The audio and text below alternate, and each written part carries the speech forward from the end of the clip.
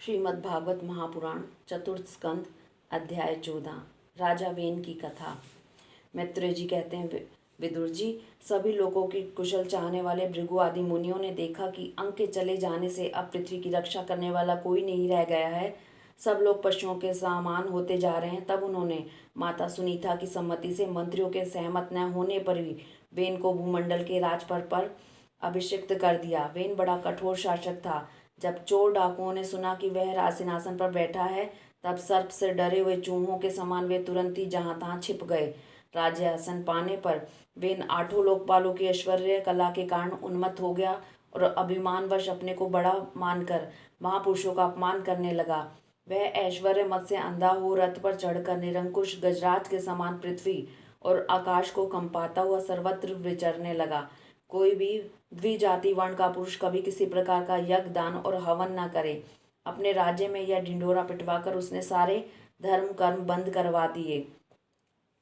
दुष्ट वेन का ऐसा अत्याचार देखकर सारे ऋषि मुनि एकत्रित हुए और संसार पर संकट आया समझकर करुणावश आपस में कहने लगे, ओह, जैसे दोनों ओर जलती हुई लकड़ी के बीच में रहने वाले चींटी आदि जीव महान संकट में पड़ जाते हैं, वैसे ही इस समय सारी प्रजा एक ओर राजा के और दूसरी ओर चोर डाकुओं के अत्याचार से महान संकट में पड़ रही है।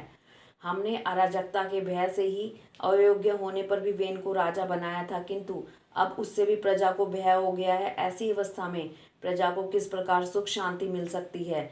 सुनीता का की कोख से उत्पन्न हुआ यह वेन स्वभाव से ही दुष्ट है, परंतु सांप को दूध पिलाने के समय इसको पालने वाले के लिए अनर्थ का कारण हो गया। हमने इसे प्रजा की रक्षा करने के लिए नियुक्त किया था, यह आज उसी को नष्ट करने पर तुला हुआ है। इतना सब होने पर भी हमें इसे समझाना अवश्य चाहिए। ऐसा करने से इसके किए हुए पाप हमें स्पर्श नहीं करेंगे। हमने जानबूझकर दुराचारी वेन को राजा बनाया था, किंतु यदि समझने पर भी यह हमारी बात नहीं मानेगा तो लोक के धिक्कार से दग्ध हुए इस दुष्ट को हम अपने तेज से भस्म कर देंगे। ऐसा विचार करके मुनि लोग वेन के पास ही गए और अपने क्रोध को छिपाकर उसे प्रिय वचनों से समझाते हुए इस प्रकार कहने लगे, राजन, हम आपसे जो बात कहते हैं उस पर ध्यान दीजिए। इससे आपकी आयु, श्री, बल और कीर्ति की वृद्धि होगी।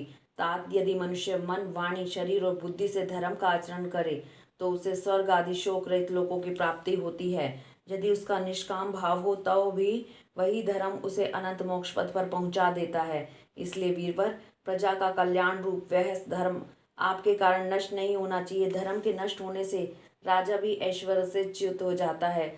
जो राजा दुष्ट मंत्री, चोर आदि से अपनी प्रजा की रक्षा करते हुए न्याय अनुकूल कर लेता है, वह इस लोक में और परलोक में दोनों जगह सुख पाता है। जिसके राज्य अथवा नगर में वर्ण आश्रम धर्मों का पालन करने वाले पुरुष सब धर्म पालन के द्वारा भगवान यज्ञ पुरुष की आराधना करते हैं, महाभाग उसकी आज्ञा का पालन करने वाले उस राजा से भगवान प्रसन्न रहते हैं, क्योंकि वे ही सारे विश्व के आत्मा तथा संपूर्ण भूतों के रक्षक हैं। भगवान ब्रह्मा आदि जगदीश्वरों के भी ईश्वर हैं। उनके प्रसन्न होने पर कोई भी वस्तु दुर्लभ नहीं रह जाती। तभी तो इंद्र आदि लोकपालों के सहित समस्त लोग उन्हें बड़े आदर से पूजा उपहार समर्पण करते हैं। राजन, भगवान श्री हरि समस्त लोकपाल और जगों के नियंता हैं। वे वेद त्रय रूप, द्रव्य रूप और तपह स्वरूप हैं। इसलिए आपके जो देशवासी आपकी उन्नति के लिए अनेक प्रकार के यज्ञों से भगवान का जजन करते हैं, आपको उनके अनुकूल ही रहना चाहिए। जब आपके राज्य में ब्राह्मण लोग यज्ञों का अनुष्ठान करेंगे, तब उनकी पूजा से प्रसन्न होकर भगवान के अंश स्वरूप देवता आपके मन चाहा फल देंगे। अतः वीरवर, आपको यज्ञ आदि धर्म अनुष्ठान बंद करके देवताओं का तिरस्कार नहीं करना चाहिए।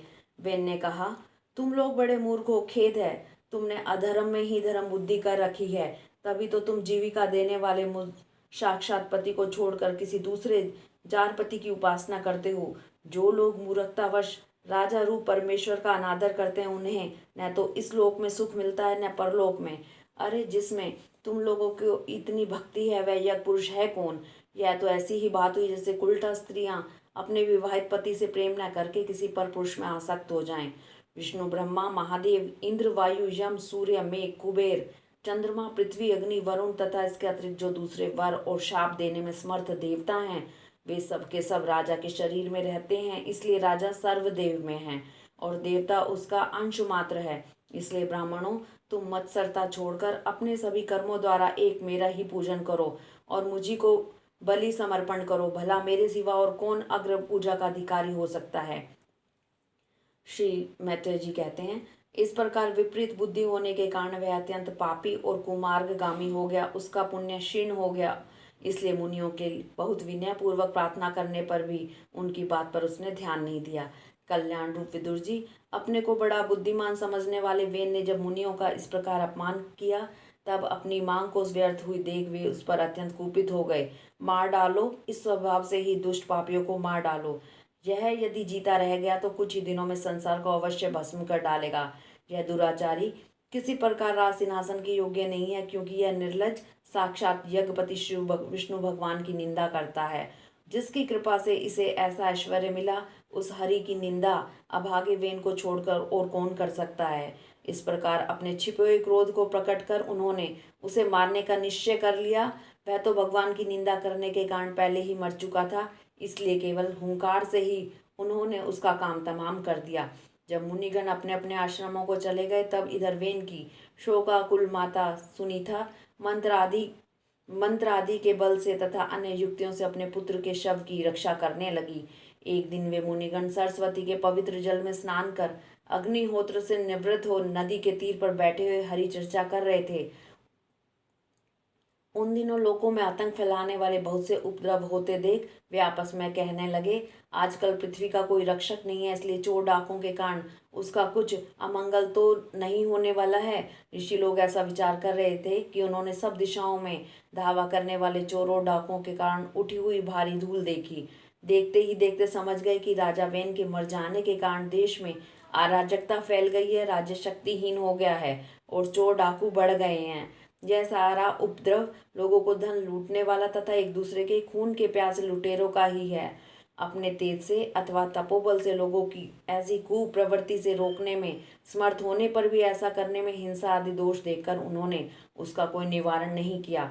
फिर सोचा कि ब्राह्मण यदि समदर्शी और शांत स्वभाव भी हो तो भी दीनों की उपेक्षा करने से उसका तप उसी प्रकार नष्ट हो जाता है जैसे फूटे हुए घड़े में से जल बह जाता है। फिर राजऋषि अंग का वंश भी नष्ट नहीं होना चाहिए, क्योंकि इसमें अनेक अमोघ शक्ति और भगवत परायण राजा हो चुके हैं। ऐसा निश्चय कर उन्होंने मृत राजा की जांघ को बड़े जोर से मथा और उसमें से एक बोना पुरुष उत्पन्न हुआ। वह कोई के समान काला था, उसके सभी अंग और खासकर भुजाएं बहुत छोटी थी, जबड़े बहुत बड़े, टांगे छोटी, नाक चपटी, नेत्र लाल, केश तांबे के रंग के थे। उसने बड़ी दीनता और नम्र भाव से पूछा कि मैं क्या करूं? तो ऋषियों ने कहा, निश्चित बैठ जा। इसी से वह निषाद कहलाया। उसने जन्म लेते ही राजा वेन के भयंकर पापों को अपने ऊपर ले लिया, इसलिए उसके वंशधर निषाद भी हिंसा, लूटपाट आदि पाप कर्मों में रत रहते हैं। अतः वे गांव और नगर में न टिककर वन और पर्वतों में ही निवास करते हैं। हरिओम तत्सत।